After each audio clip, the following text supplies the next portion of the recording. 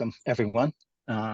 Sorry for bailing out on the Lava Lab, but it was just a little too claustrophobic for me. And so presenting with me today is not Olivia, but actually Will Harrigan. I want to say hello, Will. I apologize. Sorry about that. Oh, that's Ron. okay. I completely forgot that. Yeah, I think, are you ahead of schedule, Gwen? Is that what it is, probably? Anyway, yeah, so today we're going to do scientific software basics. Does everyone have I assume everyone has the link to the modules already? Is that true? Otherwise, Send that. we can put it in, oops, that's not it. I'll just put it in the chat for everybody that doesn't Okay. access to it. Okay, so before we actually get too much, before we really get rolling here, I should point out that there's a little bit of bait and switch going on. Phil Johnson had some opinions on the content of the workshop, so we will not actually be presenting Git and GitHub today. We're only going to concentrate on shell. So if you came for the Git, then maybe today is not your workshop. Sorry. That this was a very last minute game time decision. So then I guess the other thing is in the readings, as the big red banner says. Are you sharing your screen? Yeah, I'll do it right now. Okay, I guess we'll do it that way. There we go. Yeah, so under the readings, basically it says, normally this would be done in advance. It turns out that that the way we're going to use Mana today, we're going to use Open OnDemand on Mana, and you actually will be running on a couple of recently upgraded, basically test nodes. They're the newest version of Rocky 9 is running, and so not all of the software that was necessary to use the old setup was available, but we're going to press forward and just make a couple small changes to this. So everyone should have a compatible browser, basically a Chrome-based browser is what you want. There's a link here. Ensure you're using a compatible browser. With Open OnDemand, it's best if you're not using your own machine, to connect from an incognito session, because when you log out of Open OnDemand, it basically has cookies that will keep the browser open. So if you were on a public machine, that would not be good. Your Mana account would be open to the world, whoever came along next. I assume everybody's probably running on their own machine, so it may not matter so much. Eventually, it will log out on its own. But let's go ahead and connect connect to Mana by that link, which will connect you to Open OnDemand. It says actually in the there that Safari is okay. Safari is really not appropriate. There can be some problems. So if you are on Safari and you connect and have trouble, hopefully you have an alternate browser to connect to. And then let's see, maybe, okay. So down here on the next page, you're going to click over to interactive apps, and instead of selecting desktop, select Jupyter Lab.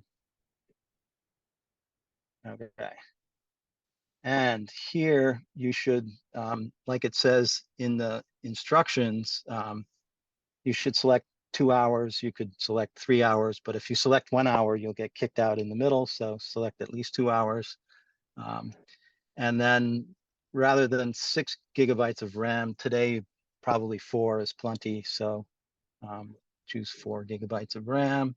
You don't want any GPUs. and let's see. Okay, so basically, if you want email, you can go ahead and click that. But since this partition workshop is set up really just for this workshop, it should launch pretty quickly. So you can see that it's queued, and you've requested 2 hours, and shortly, hopefully this will change. Okay, so from here, basically you should, I guess, click on node, which is it? Oh, wait, yeah, say yes. Okay, so now you're either on node 48 or maybe node 49. I forget which 2 nodes they are. And so that's the host that you're currently running on and that we're going to do the workshop on.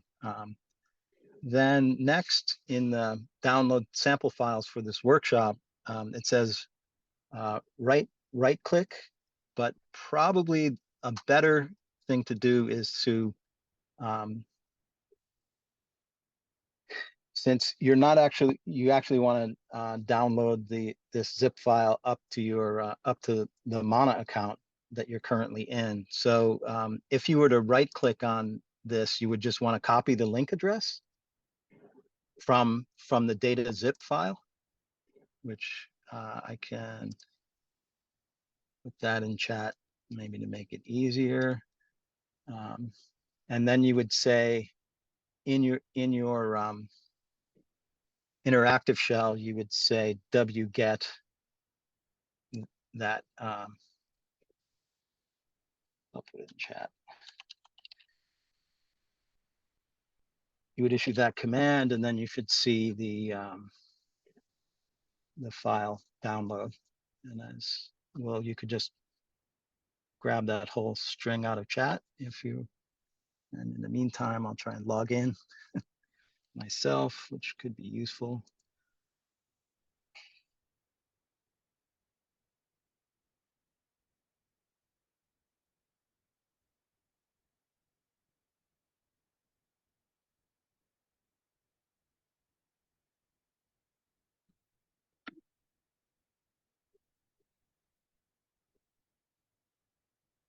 If you have any trouble with this step, let us know before we go on, because it's pretty important. Yeah, I'm not sure if I missed a step, but I logged in and I set up the session, but it just says desktop something on it. There's no launch button. Okay, so what you did was, unfortunately, you since we didn't have it printed out, what it says in our documentation is incorrect. So you can just close that. It probably just crashed, and you need to launch another interactive session and select Jupyter Lab. Yeah. Okay. Yeah, so back here. Yeah, sorry about that. We just didn't have time to put the changes into the documentation since the Maria framework that we're using this time is new to us, and so our process is not completely worked out in terms of updating stuff. Okay, all good. Thank you. Okay, so workshop. Okay, so then did you download you did the wget and that worked? Yeah. Hopefully. Okay. I'll do that right.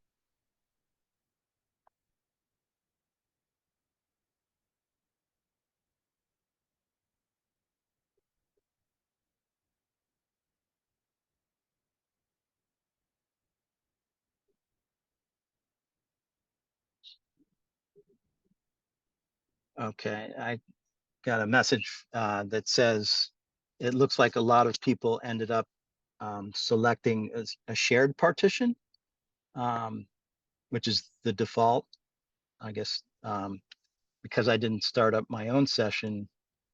and I was just describing stuff. Will didn't type in workshop, which is the partition that we would be using, but it's probably probably fine to use this shared partition if everyone is already on a node.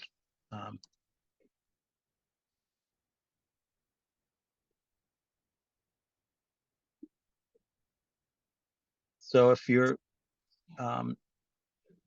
okay, actually Will is also on node 48. So the workshop nodes are actually 279 and something else, but more or less they all started. I have a report here, so we're all good. Everyone's on different nodes, and everyone has at least 2 hours of workshop time to go. But so I think we can move on to the next thing, and maybe I will go ahead and share my screen. Let's see.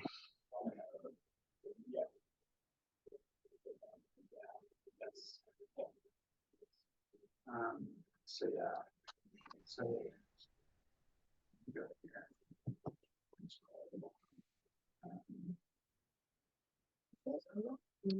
Closed a lot of windows, but somehow I still have many windows here.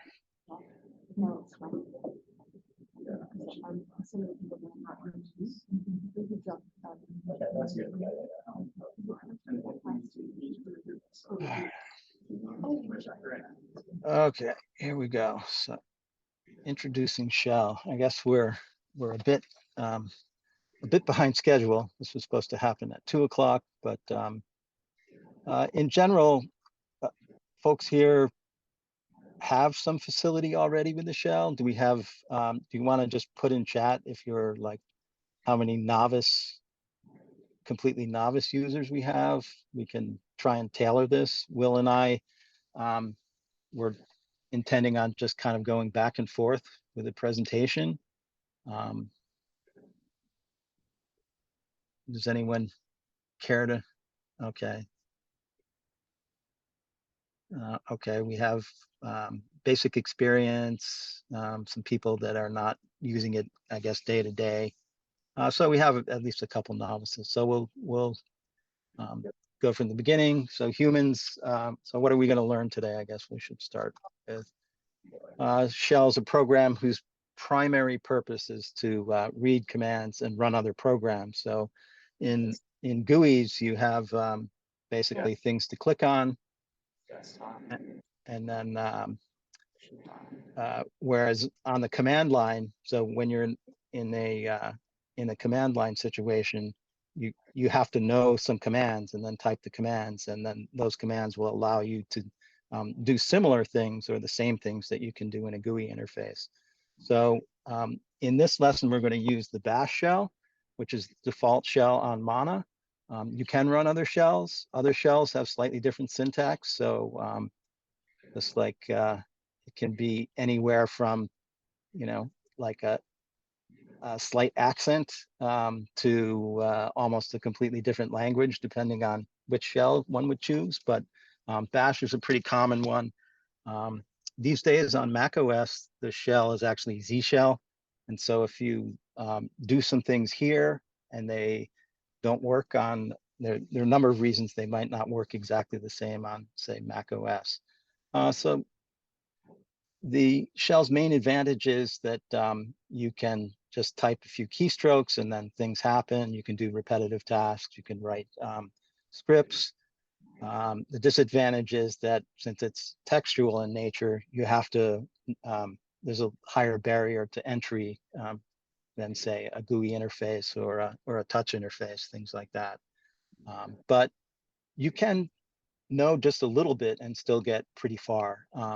If you're using the shell a lot, you're spending all your time or a lot of time in it, and you like to customize things, you can do all that, but you don't have to. So basically, what's the shell? It's not a graphical user interface. It's a command line interface. And so you're going to type things and things will happen. let's see.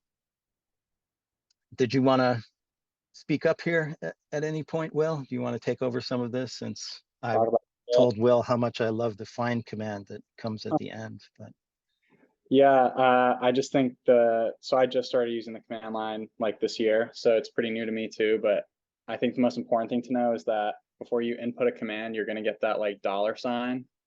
And that just means that the command line's ready for you to give it some input. So yeah, I think that's kind of it though, from this page at least. But basically okay. what we're gonna do today is we're going to go through this, or we're going to use Nell's pipeline as kind of like an example. So if you scroll to the bottom, it says Nell's pipeline. And she's got a bunch of oceanographic data that we're going to look through and practice our command line functions. So yeah, so we can start with navigating files and directories. Okay. So yeah. Go. So Keep going. yeah, all right. So yeah, so our objectives for this experience is that we're going to explain the similarities and differences between a file and a directory.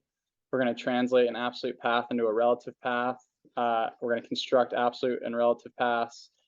And we're going to demonstrate the use of a tab completion and explain its advantages.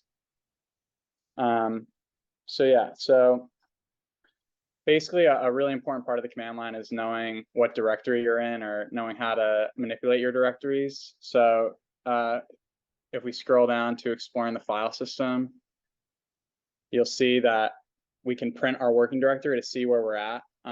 So basically directories is like where you're going to draw your files from, where you're going to draw your information from, and it's basically telling your computer where you want to run the function.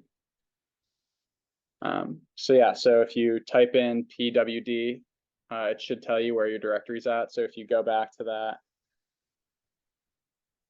I'll just share my screen. Okay. So yeah, so if you go back to your command line and you type in pwd, it'll tell you where you're at, and you should be at your home, your base directory, basically your home directory. So yeah, so we can get started. So this image here is kind of it's basically like what your directory looks like. So your home directory is going to be the slash, and then everything under it is attached to it. So you can go back and forth between your directories and they're all linked. So yeah.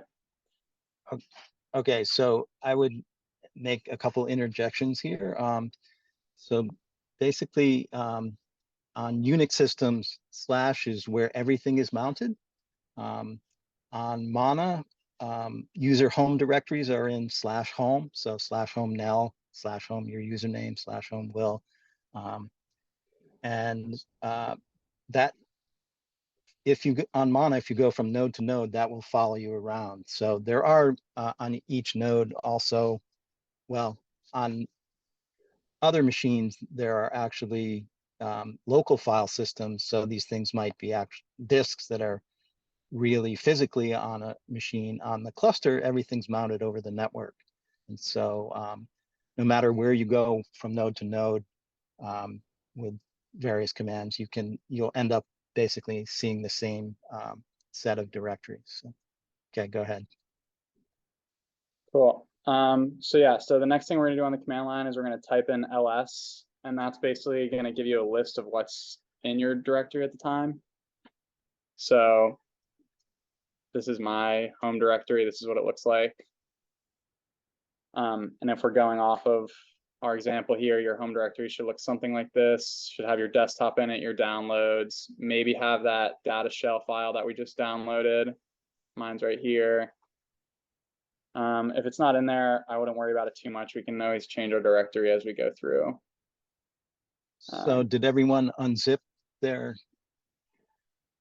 data zip file? So Will has data shell directory, which is blue, and then the white zip file. So everyone had to issue the command unzip space data shell.zip. And if you just said, if you didn't have the data shell and you type unzip space D and hit tab, it should fill in the other part of data zip, and then hit return, and you should see it unzip.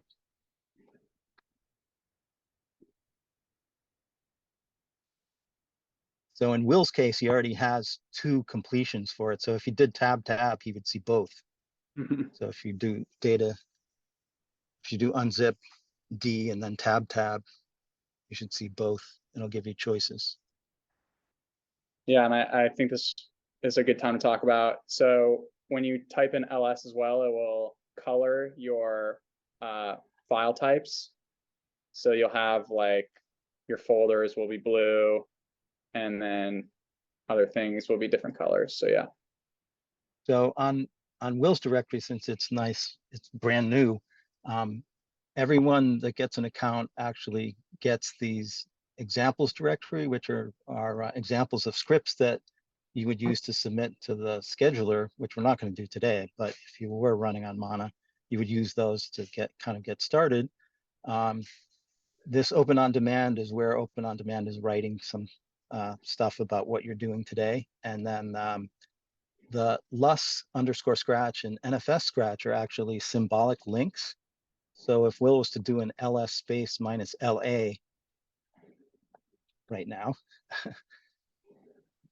hit return, and then we'll see that those 2 symbolic links actually point to a couple different file systems that are mounted on the node you're on. And so you have this one directory, but then even though these are different disks down a different path, you can make this nice symbolic link that allows you to change directory to those directories where you can write, where you have more space to write stuff. Not that you'll need it today, but once you're eventually running. So, okay. Cool. So yeah, and just some other formatting things. So we can do ls-f, and that's just going to put slashes past our things, so it's easy to copy and paste and do things like that. It's formatting them essentially is what the F stands for. Yep, and then we can do ls/-f/, which again will do some formatting for us.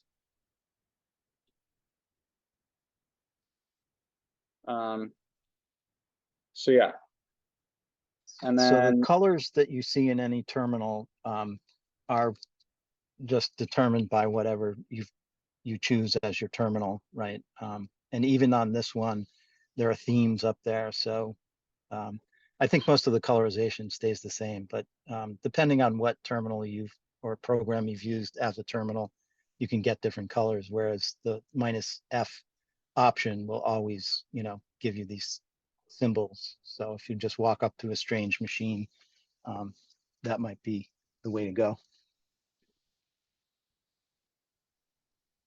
cool. And then there's you can basically find a list of commands if you type in ls-help, and this will give you some basic commands and things, help you out if you're lost or stuck. Yep, and then as you see at the bottom of my screen, like I've got the money sign again, so it's ready for me to continue putting in commands.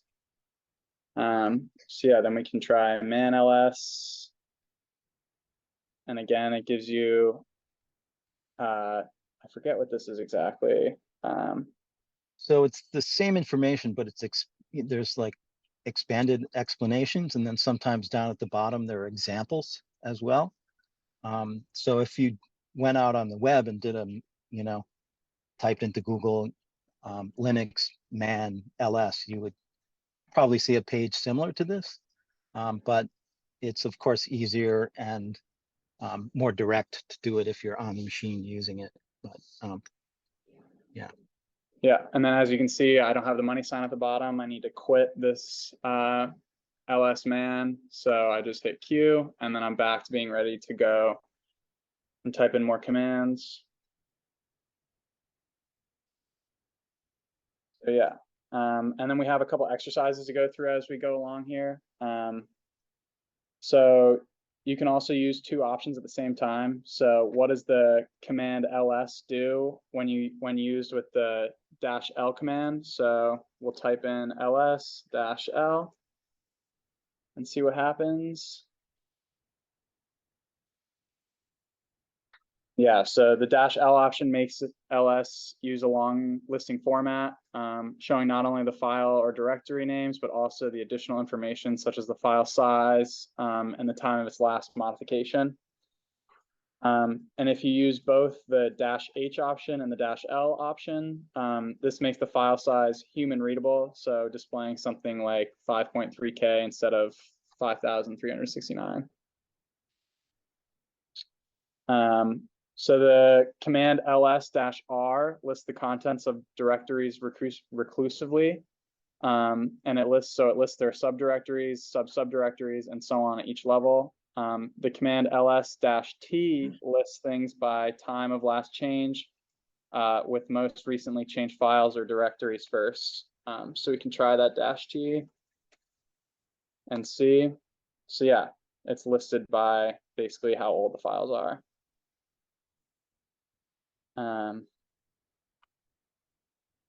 So yep, and then if we want to look at what's exactly in one, we want to look at what's in an exact directory, we can do ls-f and look into the desktop and see what's there. Oh, that did not work. Try examples What do you on mean? data shell. Here we go. Give it another try. Since we didn't undo it on the desktop, it's only data shell, right? Well, Yeah, it's only on data shell. Right. So you can up arrow and delete desktop if you want, or just type it again. It's probably just as easy.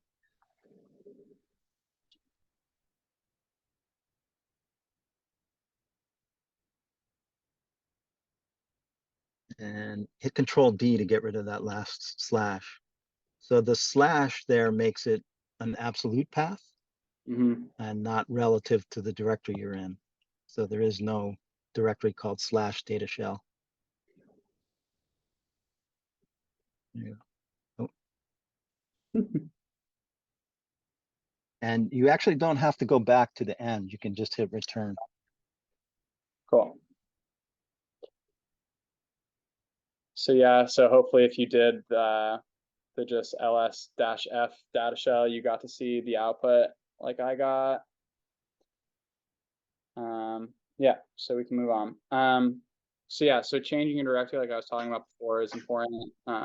So we can go and change our directory to desktop by doing cd desktop. Oops, I misspelled it. And again, you could cd D tab. Yeah, for some reason on my So- Mono, it's not doing that for me. Oh, really? Okay. Maybe that's a thing on broken. the, yeah. So we cd data shell. Oh, you're right. Oops.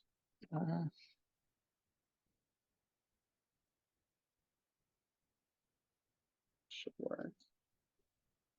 Anyway, so yeah, so what we want to do is go through,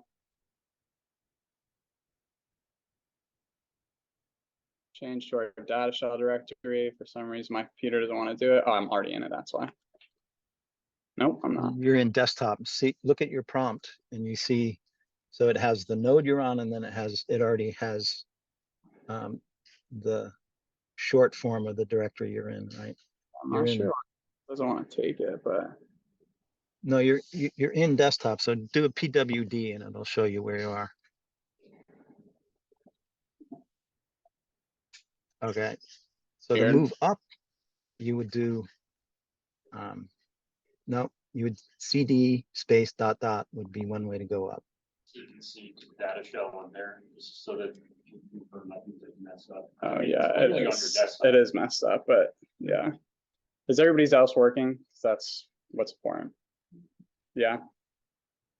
Or is people having the same problem that I'm having? So if you just do a cd space ...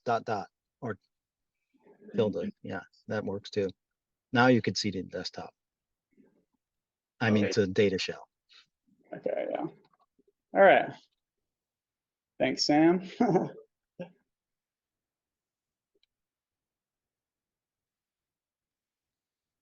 There we go. And now we're in data. Linux sucks sometimes. All right. So yeah, now we're in data, and we can take a look at our working directory. Cool.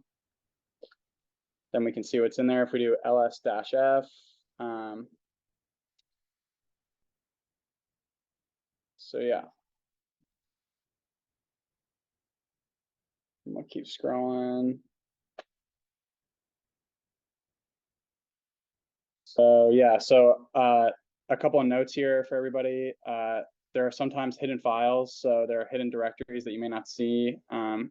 You may also see a file called .bash_profile. This file usually contains shell configuration settings.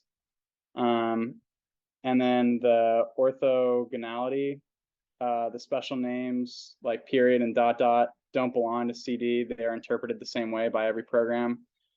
For example, if we use /users/nel/data, the command ls ... will give us a listing of user or /users/nel when the meanings of the parts are the same, no matter how they're combined. Programmers say they are orthogonal. Orthogonal systems tend to be easier for people to learn because they are a few special cases and exceptions to keep track of rather than a lot. So we've gone through most of this. So yeah, your directory should be, if you're starting at your home directory, you can type this in to go straight to the data folder. But like how I did it, I just typed in CD each time. So yeah, we should be in our data directory now. So yeah, and this page is available to everybody. So if you want to go back and look at some of the more fine notes and shortcuts, they're available to you. So another exercise here, starting from users-amanda-data, which of the following commands could Amanda use to navigate to her home directory, which is users/Amanda? So we have 9 options here. Which one will take Amanda back to her home directory? And you can try this on your own if you want. But there are a few options here that we can do. So like I used before, I did CD tilde, which takes us back to our home directory. And then you can do the CD. If you do CD tilde -data ... it's a little complicated, but it'll take you back to your home directory. And then just typing in CD will take you back to the user's home directory. And then number 9, you'll go back one level if you just do CD ... So if I'm in like users-nel-desktop and I do CD ... it'll just take me back to users-nel. And then we have another question here for everybody. Using the file system diagram below, if printing working directory displays user/thing, what will ls-f ... /backup display? So we're curious about what this will display. So it's going to do number 4. So if you type in ls-f ... /backup, that's what will come up. And we have a little diagram here to show you.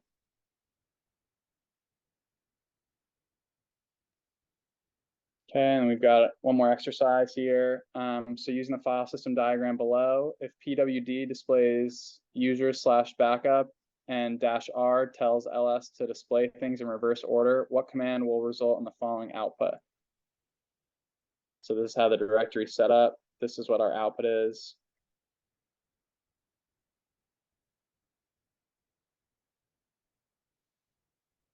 And the command that we use, there's 2 commands that could list these things backwards and then make them go forwards, I guess. So yeah, ls without directory argument lists files and directories in the current directory.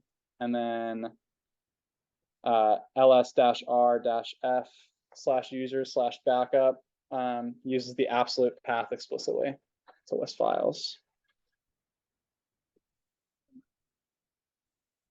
So we have a note here, sorting output. So Nell names her directories year, month, day with leading zeros for months and days. Because the shell displays files and directories names in alphabetical order, if she used month names, December would come before July.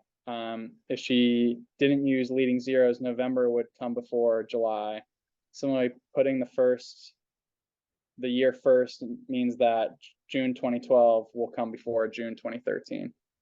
So this is about how we store our files. So yeah, it's good to be cognizant about how our computers are going to store these files, about how our directories store these files. So it's important to make sure that you're keeping that in mind. Okay, so now that we're in our current directory, data/shell, now can see what files she has using the command ls.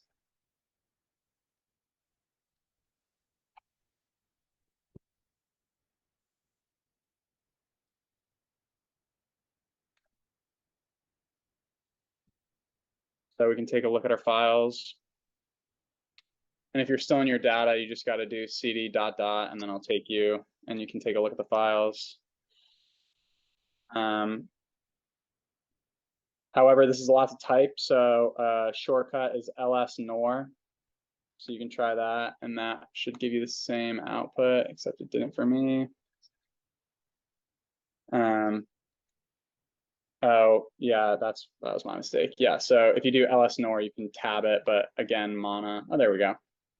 Yeah, I think if you have more than one completion, if you do Yeah. tab, it'll show you all the completions. But if you don't do tab, then it'll seem like it doesn't find anything. Okay, cool. So I So, think that's where you, yeah. anyway, So so, tab twice. sorry. So yeah, so that's basically fundamentals to going through your files and directories. And now we can kind of take a look at how to work with them. If you want to go ahead, Ron.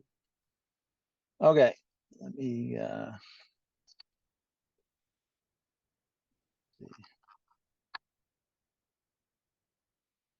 guess I'll go ahead and share my screen. Do this.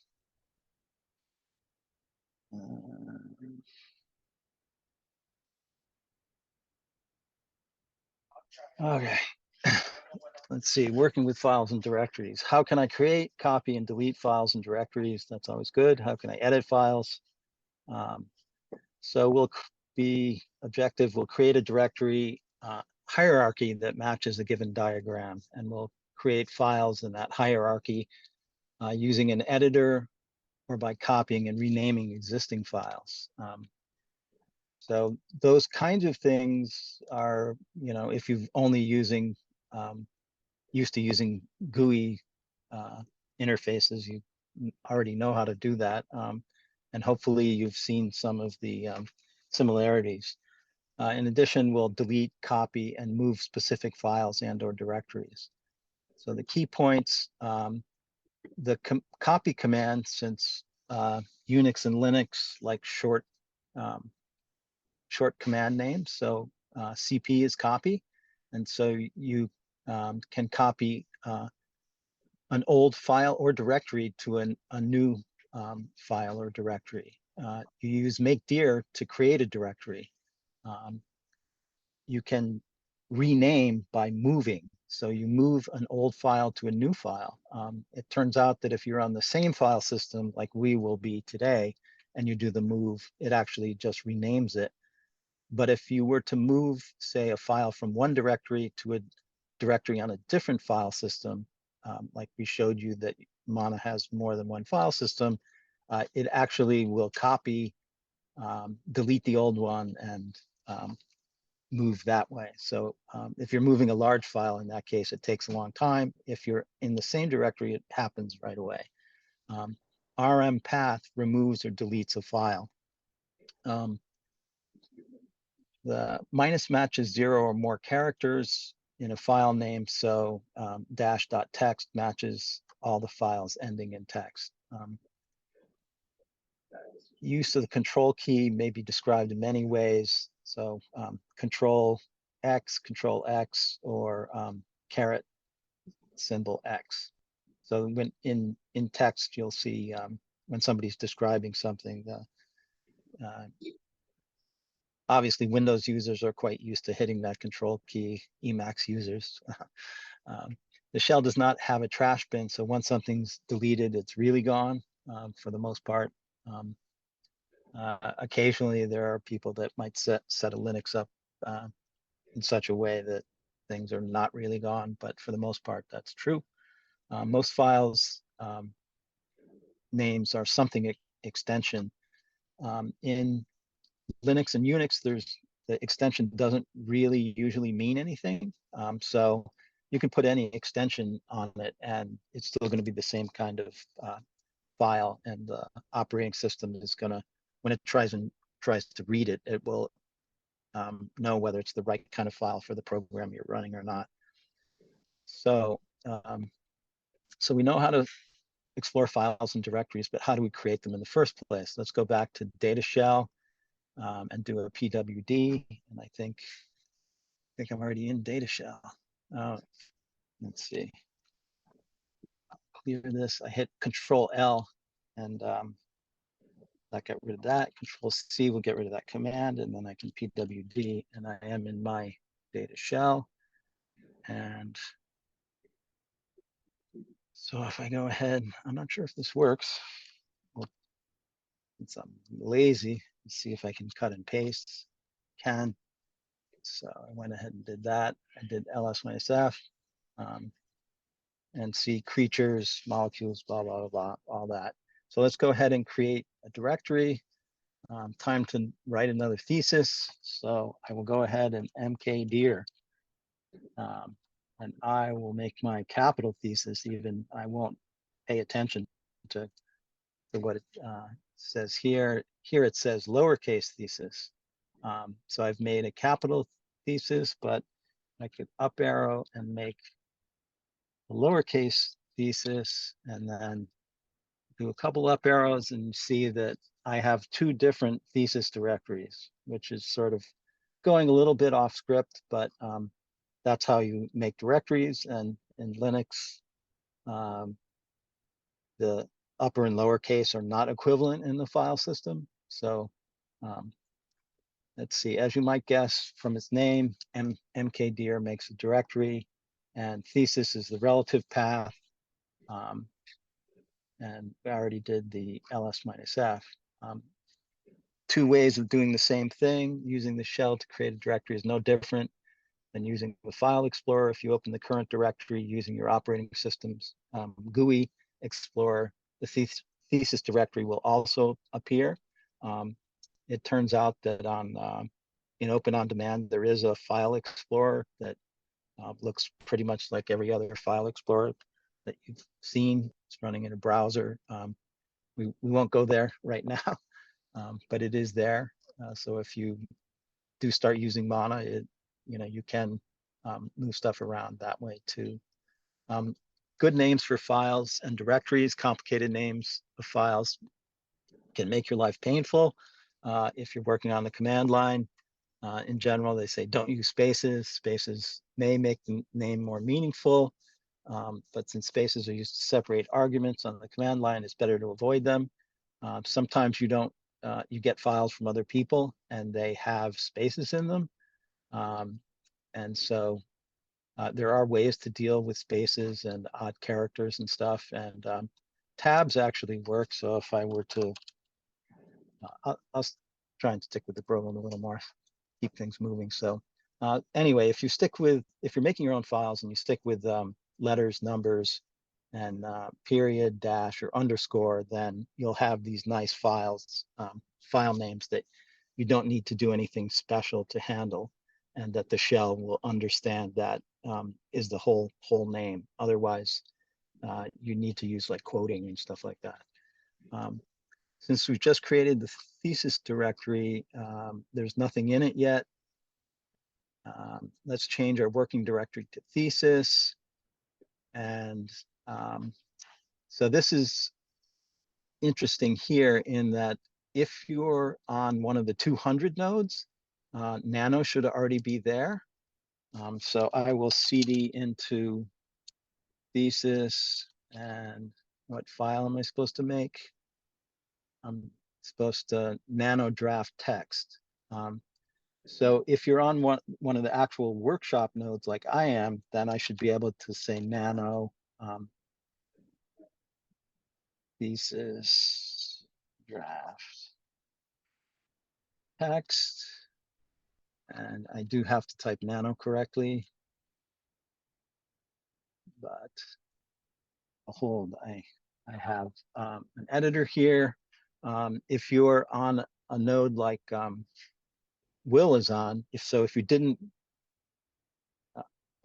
launch into the workshop partition, you would have to, on a node, do this module load tools nano and hit return, and then nano will be available to you. Does that make sense? Everyone still with us here? So which editor? When we say nano is a text editor, we really do mean text. It can only work on plain characters, not tables, images, or other human-friendly media. We use it in examples because it's one of the least complex editors. It has all of the commands for you right there. So it's all control whatever to do these functions. So you can just type in it. On other Unix systems and Mac OS, well, on Mana, there's also Emacs and Vim. There's a higher learning curve to those. There are graphical editors, gedit, and Notepad++. Windows has built-in Notepad. If you are running on a cluster like Mana, it's often easiest to do your editing right on that machine. You can do, edit locally and then do file transfer, but that can be tedious. So it's, if you are going to use a cluster, it's probably good to learn to use one editor or more, depending on what you like. So once we're happy with our text, type a few lines of text, and then I will. Oh, I can't cut and paste. That's an image. So anyway, once I was happy with the text, I would type Control O, and well, hold down the Control key O, and then our data will be written to disk. And I think I named my file incorrectly, but I'm just going to go ahead and see what happens when I type Control O, and it says file to write. I'm going to write this thesis draft, and it wrote one line. And then once I did that, I'm going to Control exit out. So I hit Control X, and now I'm out of my nano. Let's see. The Control key, again, may appear as these various, in different documentation, it may be written out these different ways. But the main thing to remember when using nano is all the commands are right there for you, and you can always exit out and get back in. Nano doesn't leave any output on the screen after it exits, but LS will show that you now have that thing. I called mine something different. So there's mine. If you've been following along with typing stuff, you would see that. So creating files in different ways. There's a command called touch that creates files, but it can also just change timestamps and things like that on files. But if I do a touch my text file, it will create a file, and then I could do ls-l to inspect. So why don't you, I guess, give that a try and see if it works. Hopefully you're already in your thesis directory, maybe, or it doesn't matter so much. But so what you would see when you did touch my text file and then did ls-l, you should see that there's a file with 0 bytes. I'll jump over here and paste, and then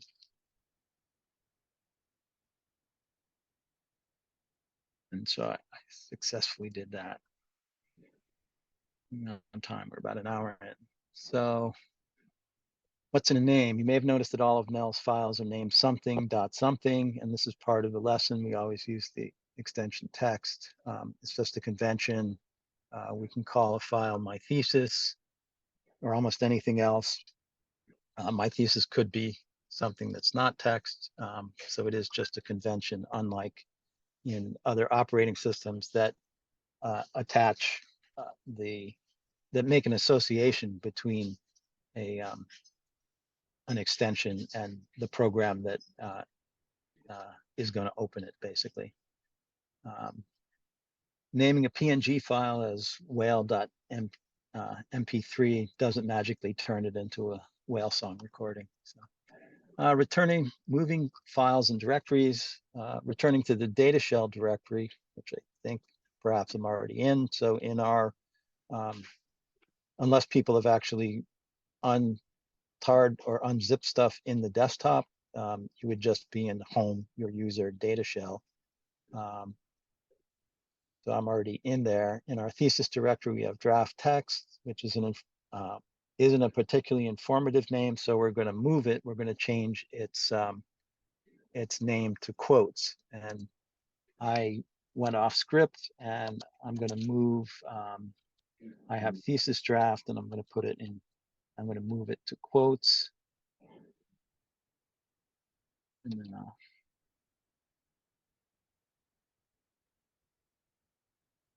okay, so that's how I just renamed my file.txt to quotes. That seem reasonable.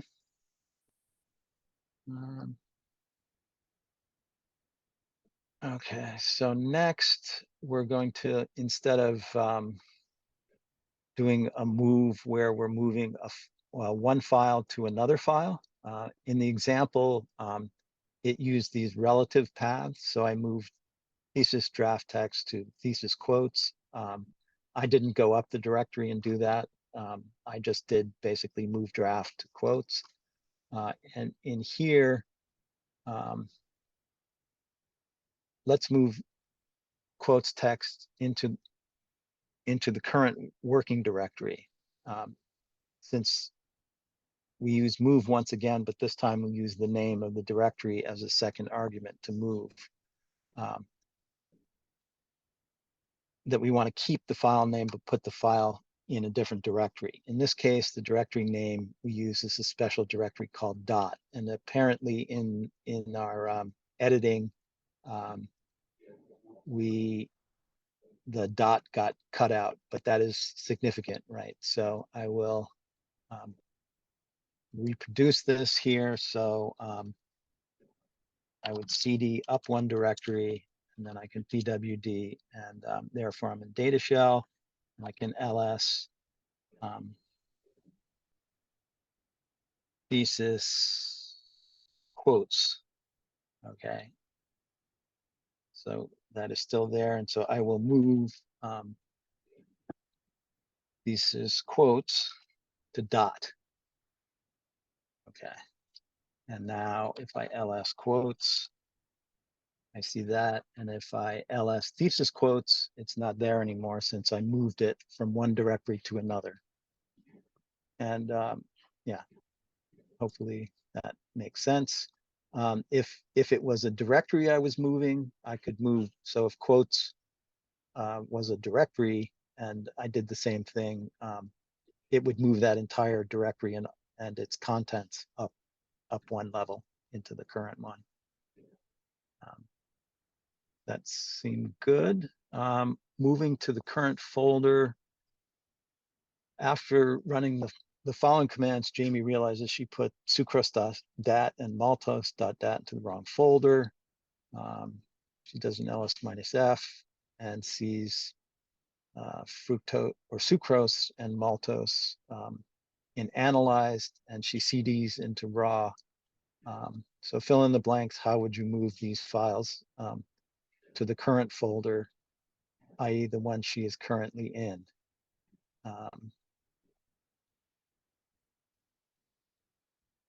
So move this and this, and it's,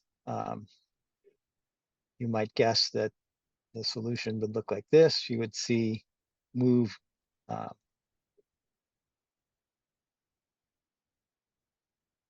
so she moved into raw, and then needed to go back up a directory and then down into analyzed, since analyzed and raw were at the same level in our tree.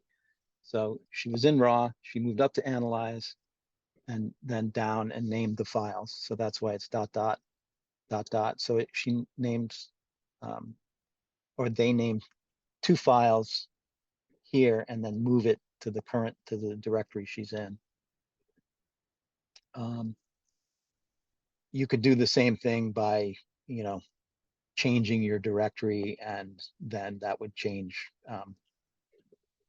those things. Might be easier to type if you weren't down in a directory, but that's what they wanted to do, so that's what they did. Copying files and directories. So we have CP quotes text / thesis quotations text, and then LS quotes text, thesis quotations text. So you copied quotes in your current directory to thesis quotations .text in the thesis directory. And then when you do the LS, you see that indeed you have 2 copies of the same file. We can also copy a directory and all its contents by using the recursive option, the -R. So CP -R thesis to thesis backup. Now we can check the results by listing the contents of thesis and thesis backup. So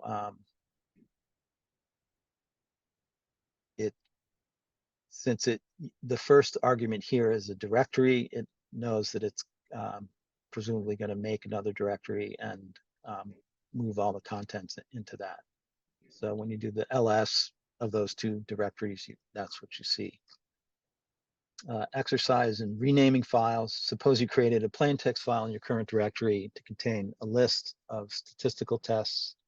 You need to analyze your data. Name statistics.txt. After creating and saving the file, you realize you misspelled the file name. You want to correct the mistake. Which of the following commands would you use? Guesses? Number 2. So you want to move is the same as rename in this instance, and you need to put in the correct spelling. Put that I in there. Moving and copying. Let's start by assuming the following directory structure situation. You do a PWD, you're in users Jamie data, you ls, and you see proteins.dat. And now assume you run the following commands. So again, we're in data, and we do a make dir recombine, and we move proteins.dat into recombine, and then you CP recombine proteins.dat into ... protein save.dat. So which of the following would be the output of running the ls command? And I'm guessing the answer would be number 1. Nope, I was wrong because I forgot where I was. So make dir recombine, move proteins into recombine, copy recombine protein.dat to, I see. So we moved it not into the current directory, but we moved it into one level above data. So it would actually be up in users Jamie is where protein saved that would end up. And so that's why we only see recombine. So I wasn't reading the example closely enough. Removing files and directories. So returning to data shell directory, let's tidy up the directory by removing quotes. File we created using the Unix command we'll use for this is rm for short. and we can confirm the file is gone using ls. So I guess I'll go ahead and figure out where I left off. I think I'm in thesis. And get rid of quotes. I make sure it's there. I know where I am. I know that's the one I want to remove. And so I remove it, and then I ls quotes, and yes, I managed to delete it. Okay, using RM safely. What happens when we execute RM -I, thesis backup quotations? Why would we want to use this protection? So -I makes it interactive. So every file it's going to remove, it will prompt you yes or no whether you want to remove it. If you have a lot of files to remove, it's really best to decide ahead of time that you really want to remove those files rather than going through this. But if you're just working on a smaller scale, -I can be useful, especially if you're first kind of getting started and want to clean some stuff up. If we try to remove the thesis directory using RM thesis, we'll get an error message. And basically, you need a different command in order to remove directories. So RM -R will remove a directory and all of its contents using the recursive option. So before you do that, you want to make sure that really everything under thesis is something you want to get rid of. And again, if it's a big directory, you can do it. So RM -R, and it'll ask you as it goes down through all the files, but that could be tedious and you could make an error. So it's really best to know what's in the directory and know that you really want it all gone. Copying with multiple file names. So here's an example. We made backup directory, make gear, and then we're going to just copy amino acids text and animals text to backup. And when the last argument of the CP command is a directory, it'll copy all those files. Otherwise, it may end up copying stuff over if certain things aren't set. Another call to CP. So we ls -f, and we see that we have 3 directories and a bunch of files in the example below. What will CP do when given 3 or more file names? And it will tell you in this case that morse.txt is not a directory. And so that it doesn't know what to do with that. It knows that you're kind of making a mistake. So if you wanted to basically move amino acids text to be that or something, you would need a different command. So more or less, copying multiple files, you need the last entry to be a directory. Using wildcards for accessing multiple files at once. Star is a wildcard, or so you might also see the word glob. There's file globbing. But let's consider data shell molecules directory. Star PDB matches ethane, propane, and every file that ends with PDB. On the other hand, P star PDB only matches pentane and propane because it begins with P. There's also the $ character, which is a wild card, but it only matches one character. So question mark ethane would match methane, whereas star ethane would match both ethane and methane. And there are other kinds of matching that can be done depending on exactly what system you're on. But for example, question mark, question mark, question mark, ane matches all of these things here. So it matches 3 characters followed by ane. So we have cubane, ethane, and octane. When a shell sees a wildcard, it expands the wildcard to create a list of all matching files before running the command.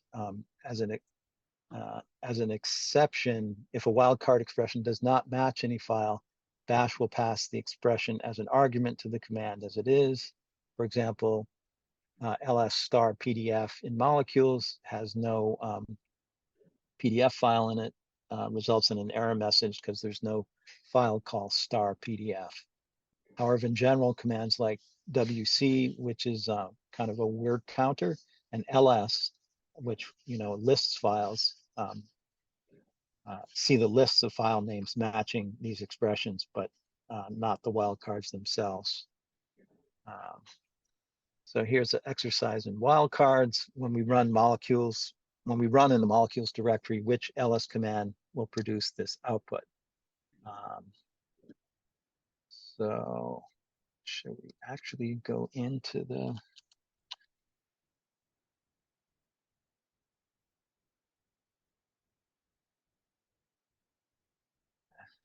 see what happens?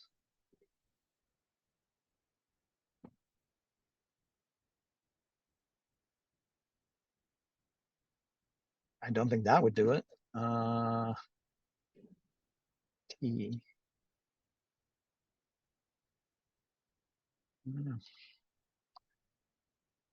We'll skip it and cheat here. So one shows all the files whose name contains 0 or more characters, followed by the letter T. This gives ethane, methane, and octane, pentane. Shows all files with names that start star followed by the letter T. And a single character gives us octane and pentane. 3 fixes the problems with option 2 by matching just 2 characters. So this is the solution. So basically, this kind of thing is might be useful in some situations. As I said, there are other kinds of wildcards and things that you can match on that might be more useful. Anyway, SAM has a directory containing calibration data sets and descriptions of the data sets. It looks like this. Here's another exercise to fill in the blanks. Before heading off on another field trip, she wants to back her data up and send some data sets to Bob. Sam knows that if she fills in the blanks correctly with the following command, she can get the job done. Help Sam by filling in the blanks. Too late in the week. So the solution looks like this, where we're copying anything that has all things that have calibration.txt in it to the backup calibration. And then we're copying the 2015-11 everything over to send to Bob, and the things that match this 23rd data set sent to Bob, all data sets created on the 23rd.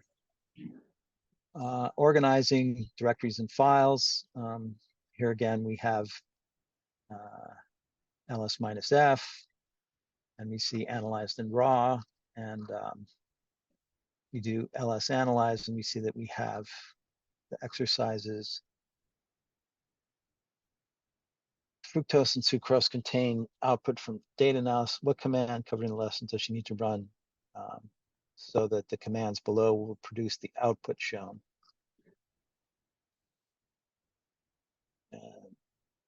Jamie needs to move her files, fructose and sucrose, to the analyzed directory, and the shell will expand star dat to match all the files. Okay. So reproduce a file structure here, a folder structure. So in this exercise, you would be making first the 2016 directory, and then you'd be making the subdirectories, data, and then you'd be making a couple subdirectories in that data directory. Which of the following command sequences would achieve this directive? So this first one looks Looks like it would do it, I'm guessing. The first two command sequences achieve this objective. So I didn't look down to sequence 2, but I trust that the answer here is correct. And these other ones kind of go out of order in making these directories. There's actually an option in the make dir directory that can make multiple levels of directories. But I'm not sure we're going to go through that. So with 45 minutes left, what do you think, Will? Are you up to pipes and filters, or do you want me to continue on? You've got a good pace going, but if you want me to take over, I'm ready. Well, people are probably tired of my voice, so go All right. ahead. So yeah. I'll try not to interrupt too much. I promise. Okay, so pipes and filters. So yeah, I'll share my screen.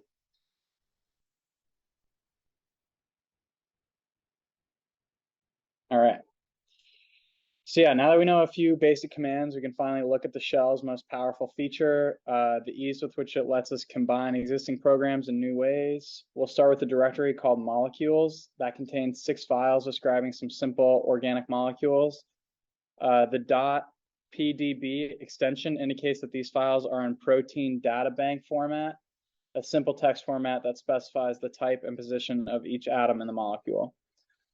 So we can go ahead and type in ls molecules to take a look at that folder to see what's in there.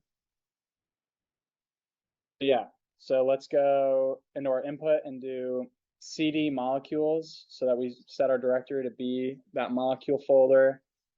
And then we do wc star.pdb. And that should show us the contents of what's in there. So if we run wc-l star.pdb,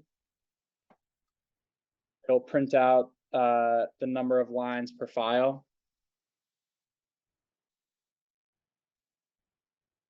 So what happens if a command is supposed to process a file, but we don't give it a file name? For example, what if we type wc-l, but don't type star.pdb after the command? Since it doesn't have any file names, wc assumes it is supposed to process input given at the command prompt. So it just sits there and waits for us to give it some data interactively. From the outside, though, all we see is it sitting there. The command doesn't appear to do anything. So if you make this kind of mistake, you can just do Control-C and that'll quit the command, and then you can continue on coding. So we can also use -w to get only the numbers of words, or -c to get only the numbers of characters. Which of these files contains the fewest lines? It's an easy question to answer when there are only 6 files, but what if there were 6,000? Our first step toward a solution is to run the command wc-l star.pdb greater than lengths.text. The greater than symbol tells us the shell to redirect the command's output to a file instead of printing it out onto the screen. The shell will create the file if it doesn't exist. If the file does exist, it will be silently overwritten, which may lead to data loss and thus require some caution. ls lengths.text confirms that the file exists. So we type in ls lengths.text and the output should give us lengths.text. We continue on. We can now send the content of lengths.text to the screen using cat. Lengths.text.cat stands for concatenate. So cat stands for concatenate. It prints the contents of files one after the other. There's only one file in this case, so cat just shows us what it contains. So there we go. We can concatenate lengths.text and see what's in there. Output page by page. We'll continue to use the cat command in this lesson for convenience and consistency, but it has a disadvantage that it always dumps the whole file onto your screen. More useful in practice is the command less, which you use with less lengths.text. This displays a screen full of the file and then stops. You can go forward one screen full by pressing the spacebar or by pressing B and press Q to quit. So if we run sort on a file containing the following lines, the output is, as you can see, so if we run sort-n on the same input, we can get this instead. So sort-n will sort it into ascending order. Explain why -n has this effect. So the -n option specifies a numerical rather than an alphabetical order. So yep. And then we also use the -n option to specify that the sort is numerical instead of alphanumerical. This does not change the file. Instead, it sends the sorted result to the screen. So if we do sort-n lengths.text, it's going to sort by numerical order, and it's not going to change the contents of your file. It's just showing you the sorted file. We can put the sorted list of lines in another temporary file called sorted-lengths.text by putting the greater than sign sorted-lengths.text after the command, just as we used the greater sign lengths.text earlier to put the output of WC into lengths.text. Once we've done that, we can run another command called head to get the first few lines and sorted lengths.text. So as you can see, we do the sort-n lengths.text greater than sorted-lengths. And then if we do head, we can see the first couple lines. In this case, it just showed us one. So using -n, one with head tells us that we only want the first line of the file. -n 20, 20 would be the first 20 and so on. Since sorted-lengths.text contains the length of our files ordered from least to greatest, the output of head must be the file with the fewest lines. So redirecting to the same file can cause a hazard. So it's a bad idea to try redirecting the output of a command that operates on a file to the same file. So for example, if we wanted to sort numerically and then save that into the same file, it can cause trouble. Doing something like this may give you incorrect results and or delete the contents of your original text file. So what do two greater signs in a row mean? So we've seen the use of a single greater sign, but a similar operator which uses two of them works slightly differently. So we can use the echo command to kind of show what the operators do. So if you type in echo, the echo command prints text, it'll echo it. So basically the echo command just like repeats what you wrote. It'll just output what you say after it. So we can do an exercise with the echo command. So in your input, type in echo hello test file 01.text. And then for another input, put in echo hello greater than test file 02.text. Try executing each command twice in a row and then examining the output files. So in the first example, with the string hello is written to test file 01.text, but the file gets overwritten each time we run the command. And we see from the second example that the greater than operator also writes hello to a file, but appends the string to the file if it already exists. So for appending data, we've already learned the head command, which prints lines from the start of the file. Tail is similar, but prints lines from the end of the file. So yeah, as you can see in this next exercise, we're gonna sort our animal file and then print the first three, and then using the head command, and then we're gonna print the last two using the tail command. So yeah, we'll take a look at the solution. So yeah, option 3 is correct. So the first 3 lines and the last 2 lines, like I was talking about. If you think this is confusing, you're in good company. Even once you understand what WC, sort, and head do, all those intermediate files make it hard to follow what's going on. We can make it easier to understand by running sort and head together. So if you see in our next input, we'll do sort-n lengths.text, and then our vertical bar head -n and number 1, and our output should be our first sorted numerical value, Yep, and then so the vertical bar between the two commands is called a pipe. It tells the shell that we want to use the output of the command on the left as the input to the command on the right. So nothing prevents us from chaining pipes consecutively. That is, we can, for example, send the output of WC directly to sort, and then the resulting output to head.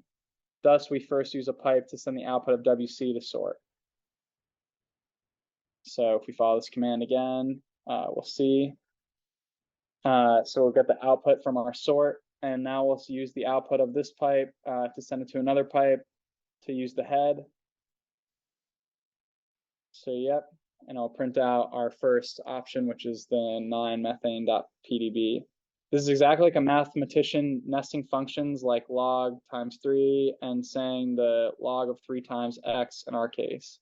In our case, the calculation is head of sort of line count of star.pdb. The redirections and pipes using the last few commands are illustrated below. So as we see, the output goes in to our next input and so on. So we have another exercise here. In our current directory, we want to find the 3 files which have the least number of lines. Which command listed below would work? I'll give everybody a second to take a look at it over. And option 4 is our solution. So again, we're using the pipe commands to take the output from our WC-L star. We're going to sort using that, sort in ascending order, and then we're going to print the first 3 using our head command. This idea of linking programs together is why Unix has been so successful. Instead of creating enormous programs that try to do many things, Unix programmers focus on creating lots of simple tools that get the job done well. Almost all of the standard Unix tools can work this way unless told to do otherwise. They read from standard input, do something with what they've read, and write to standard output. The key is that any program that reads lines of text from standard input and writes lines of text to standard output can be combined with every other program that behaves this way as well. You can and should write your programs this way so that you and other people can put those programs into pipes to multiply their power. So our next exercise, a file called animals.txt in the data shell / data folder contains the following data. What text passes through each of the pipes in the final redirect from the pipe below? So we've got our concatenate command, animals.txt, pipe. We have our head of the first 5 in ascending order, and then we have the tail in our final 3. And then we sort -r final.txt. And we have a hint, build the pipeline up 1 command at a time to test your understanding. So this is what we get. We have our rabbit, deer, raccoon data in that order. So like I said, the head command extracts the first 5 lines from the animals text. Then the 3 lines are extracted from the previous 5 using the tail command. And then with the sort R command, those 3 lines are sorted in reverse order. And our output is finally that. Another exercise. So from the animals.txt file from our last exercise, we're going to do something different. We're going to do cut -d, comma -f to animals.txt. The cut command is used to remove or cut out certain sections of each line in the file. The option -d flag is used to define the delimiter.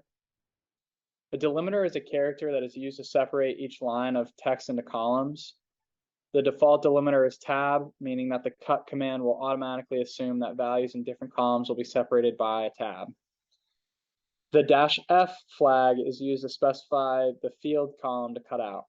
The command above uses the -d option to split each line by a comma and the -f option to print the second field in each line to give the following output.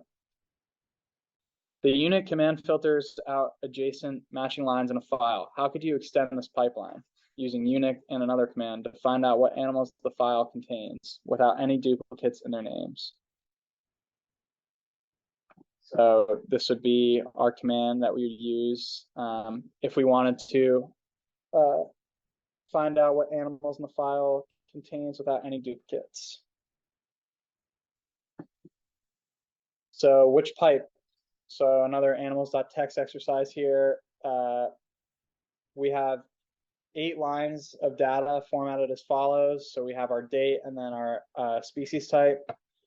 The unit command has a -c option, which gives a count of the number of times a line occurs in its input. Assuming your directory is data-cell-data, what command would you use to produce a table that shows the total count of each type of animal in this file?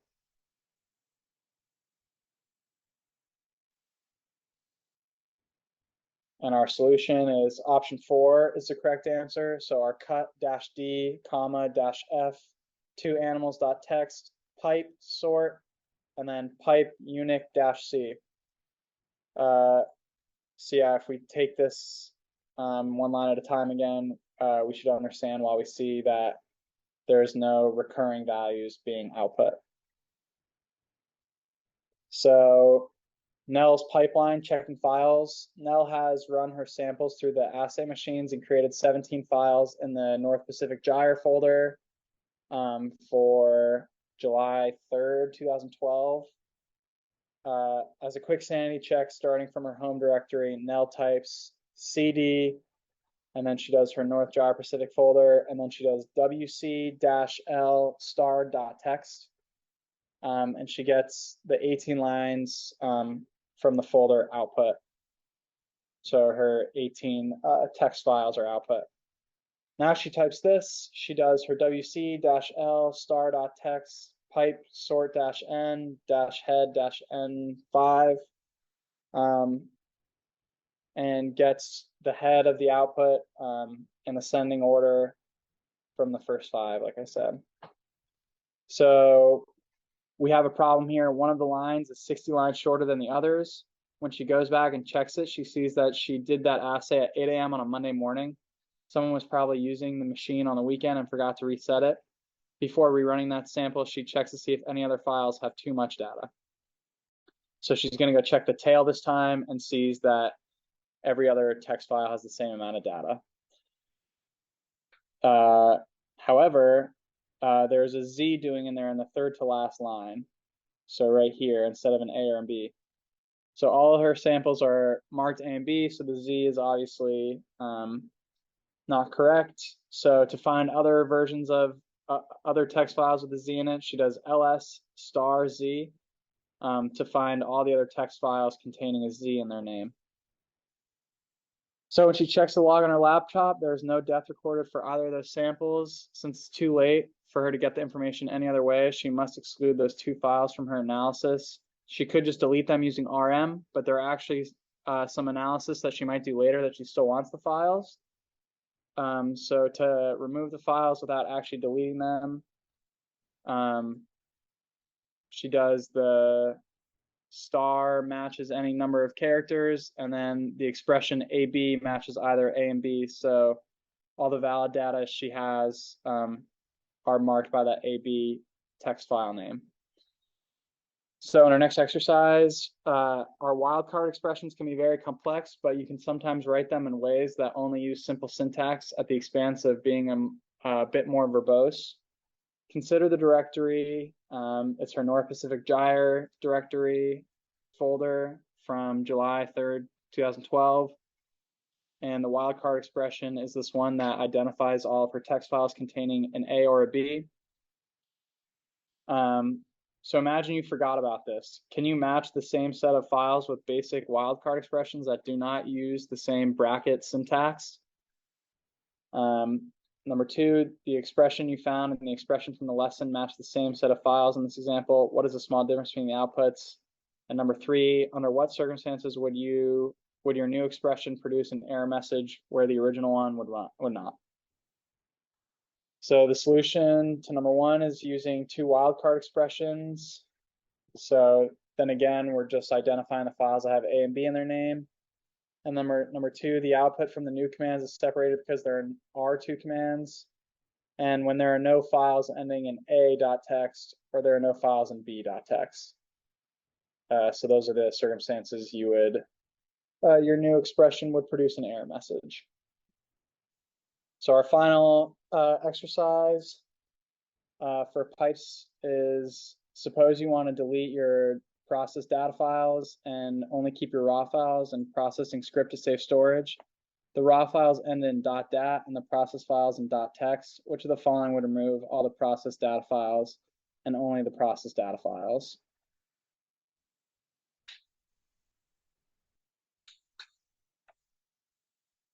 So number 2 is our correct answer. So our process data files would have the star.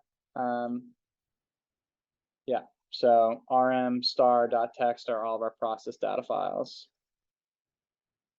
Okay, yeah, we can take a 5-minute break and come back at 3:42, 3:43. Cool.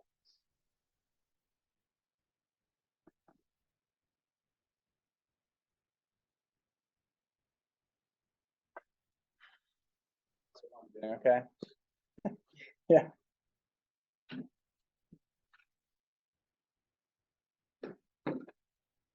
How are you doing? Okay. I'm just warming up.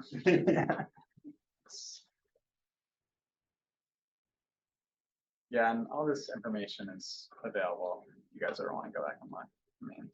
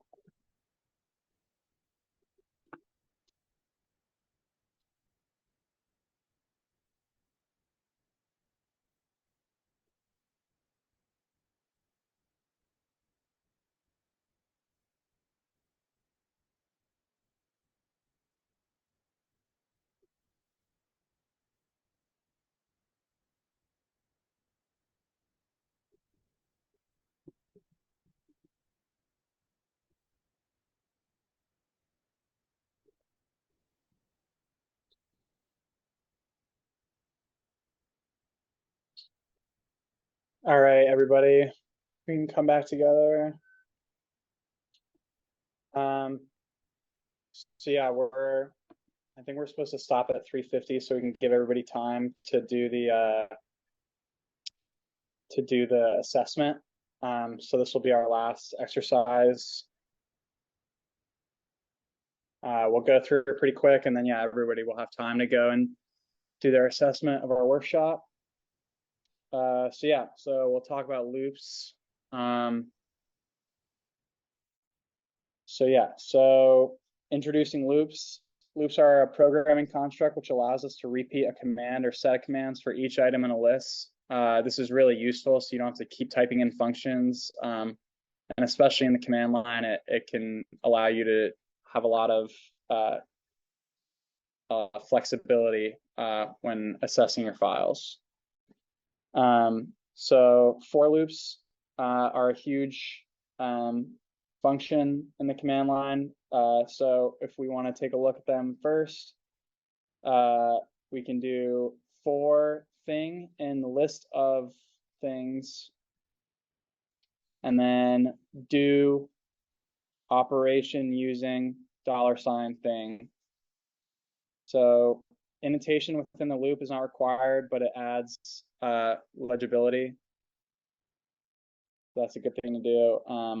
And then, so yeah, we can apply this to our example. So for file name in basilisk.dat space unicorn.dat do head -n to $ file name pipe tail -n1.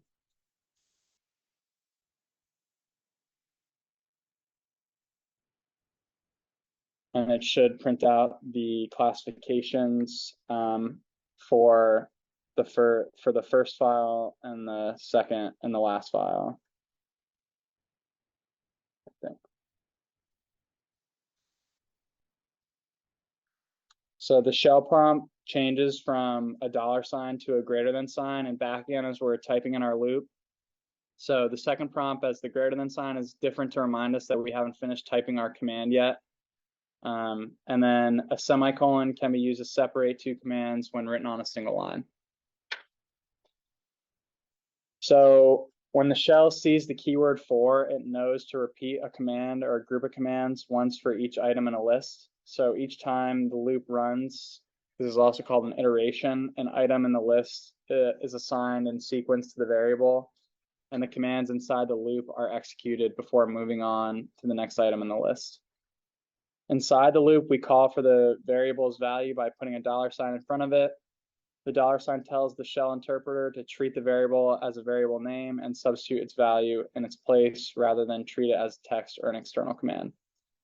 In our last example, the list is two file names. So we have the basilisk.dat and the unicorn.dat.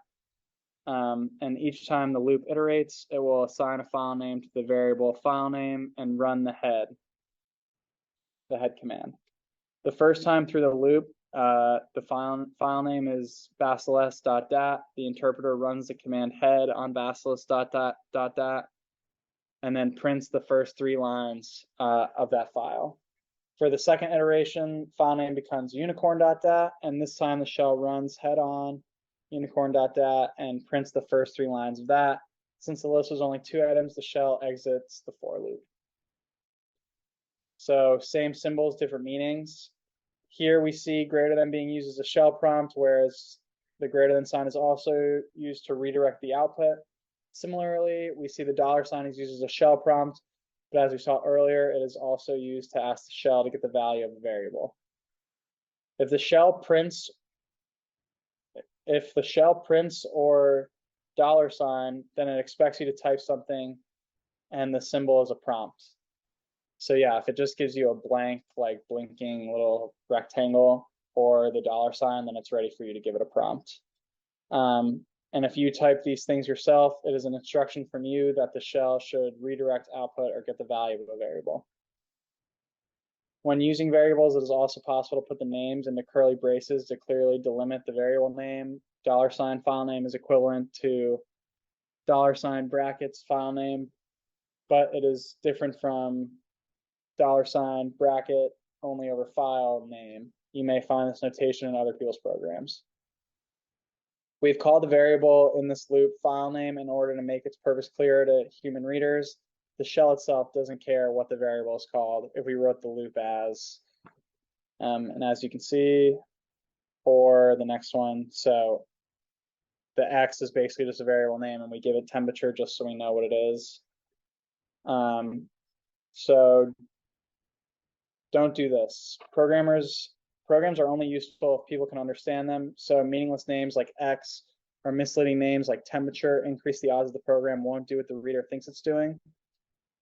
So yeah, we have another exercise. This exercise refers to the data-shell/molecules directory. And if we ls, we'll get this output of what the directory contains. So what is the output of our following code? So we have a for loop here. So for in our data file star.pdb, and then do ls star.pdb, done. And our code that we get out is basically it has reprinted each file in the directory multiple times with each iteration. So it just reprints for each iteration. So limiting sets of files, what would be the output of running this following loop in the data shell/molecules directory? As you can see, so we have 4 options here and no files are listed. All files are listed. Only cubane.pdb, octane.pdb, and pentane.pdb are listed, or only cubane.pdb is listed. Our solution, number 4 is the correct answer. The star matches 0 or more characters, so any file name starting with the letter C followed by 0 or more character or other characters will be matched. And our last exercise of the day, we're looking at another loop here. So how would the output differ using this command from the one prior?